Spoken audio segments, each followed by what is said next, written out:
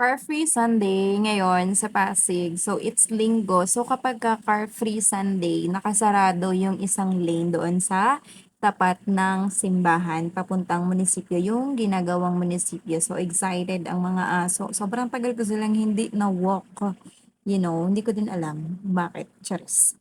So, ayan, nag-walk kami. Kasama ko si mama at kasama ko yung dalawang aso. So, akin si Pixie and then kay mama naman si Pawi. Kasi si Pixie po ay nanghihila po yan. And si Pawi, chill-chill lang naman yan siya. So, walking kami. Malapit lang yan. Malapit lang kami dun sa may simbahan, if you're aware. So, ayan. Etong mga yung mga bigil, alam niyo yun? Parang halos lahat ng bigil na nakikita ko, talagang mahilig talaga sila mag-amoy-amoy. So, iba-iba pa kapagka Shih Tzu eh. Kasi kapagka Shih Tzu, kapagka hinila mo siya ng onte, goods na. So, though hindi ko naman din sila tinrain for leash kasi, I believe na kapagka yung dog, let them be dogs. Like, parang okay naman ako sa dinidisiplina yung dog, pero let them be dogs. Parang kids, ganun. Let them be a kid, ganun. So, ayan, dami ko sinabi. Nandito na kami. Ayan, sinasarahan niya, nilalagyan siya ng yung mga cones na yan. So, walang dadaan dyan. And, let's go. Let's go, let's go, let's go, let's go walk. Yes. So, ayun, ang daming nakikita ng mga dogs dyan.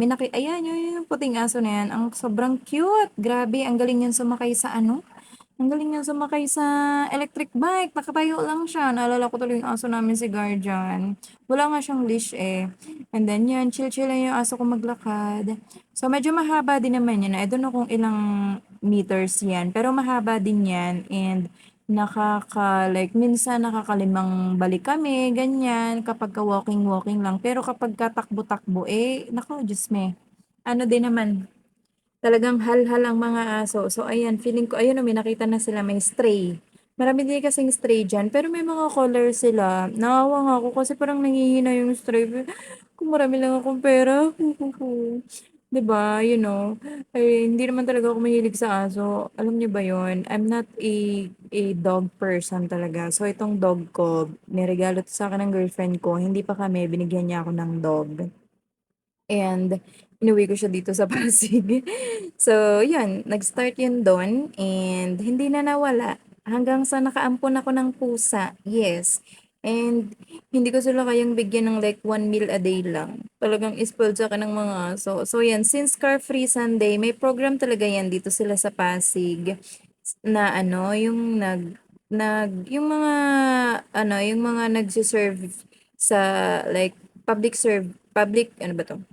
Yung mga public servant, yes. Meron silang program na may jogging-jogging sila, exercise, tapos yung parang review yata ng mga protocols na ganyan yata yung ginagawa nila. So, yung cute ng aso, uuwi na yan sila, sasakay siya ng pangalan nito, yung electric bike, sorry, puro na yung nakikita nyo.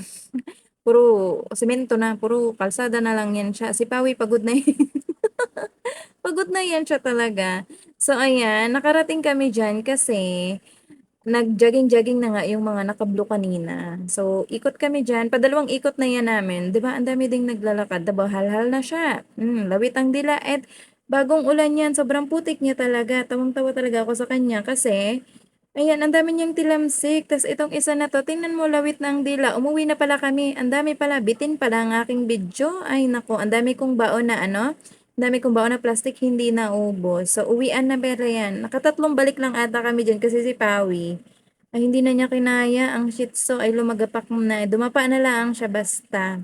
Hindi naman siya pwedeng bitbitin ni mama. At si mama nga ay pagaang kamay. Alam niyo yun? So, hindi niya magalaw. So, uwian time. Yes. Sobrang happy ng dog. And yeah, I'm so glad naman nakapag-walk kami. At ang purpose talaga niyan ay para lumabas si mama at mag-walk din. At talaga namang hindi lumalabas ng